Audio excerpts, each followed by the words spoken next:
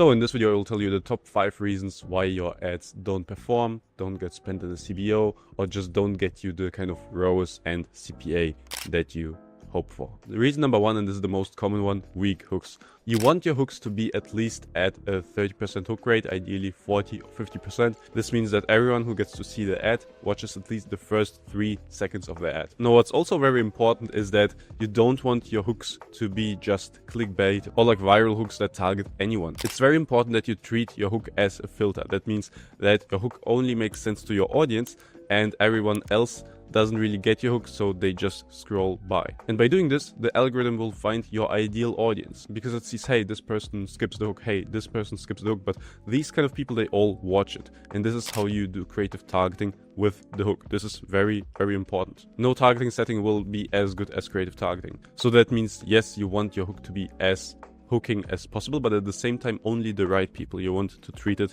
like a filter. And then what's also very essential for the hook, you want it to show the desired outcome of your audience or the problem or something that they can relate to, maybe even a trend, although a trend will only live for a while. So you want to make sure that the hook is something unexpected or intriguing, so it stops the scroll. You want to be sure that this intrigue or like unexpected thing is only hooking in the right people that would actually buy from you. And just to make sure it's actually a strong hook for your audience, you want to make sure to mention their desire, their problem, or something else very concisely. Now, reason number 2, and this is a big one, overused content. It's very common that when you find a new winning ad, you are like, okay, I should double down on this and let's just save on a budget on content because we already have winning ads. Let's make more out of the content that we have. Very common way of thinking, but the problem with that is that after a while, all your audience will get used to this content will fatigue, and no matter how you mash it up or what you do from this content, it will just not perform. It's very important that at least 80% of your content is fresh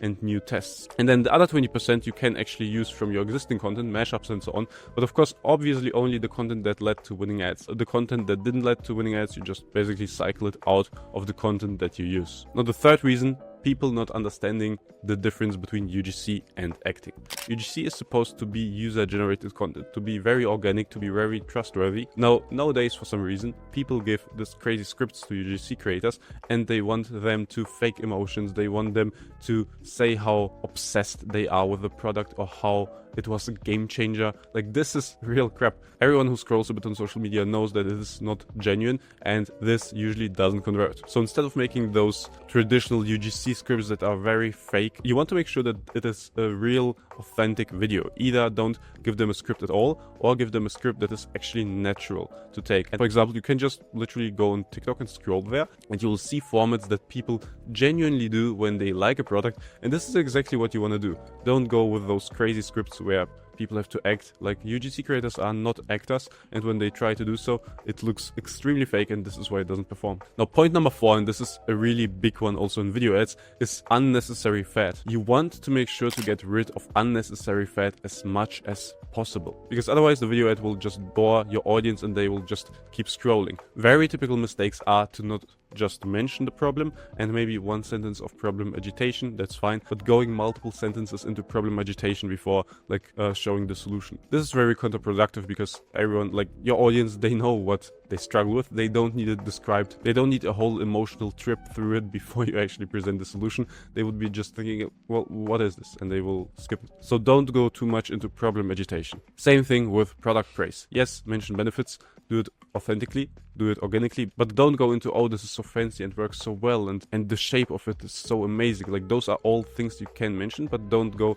too much into it. Don't make it like a classic old TV ad. Like, this is exactly how you don't want your ads to look like. So basically, with the script, with the video ads, you want it to be as concise as possible. You want to have the greatest impact with the shortest amount of sentences. And anything that's not an absolute must in the script, you better cut it, because it's easier to actually make a mistake by having a line, because it's actually better when a line is missing in the script rather than an unnecessary line. And now, reason number 5, kind of the same thing but for static ads, too much text. You don't want your headlines to be too long. You don't want to give too much information on the static ad. This will just overwhelm your audience and they will not read and they will scroll by, and this is what you want to avoid. You want to give the minimum context needed at all and have the greatest impact with it. The shorter the headline, the better. Use as few words as possible, but as many words as needed. And this goes also for USPs, for the copy on the creative and so on. You just want to creatively target with it, just like I mentioned in point number 2. You You want to stop the right people and then treat your audience to click, and that's it. Everything else is done on the landing page or on the product page. You don't need to over explain your product in your ad, because otherwise there's literally no reason to click and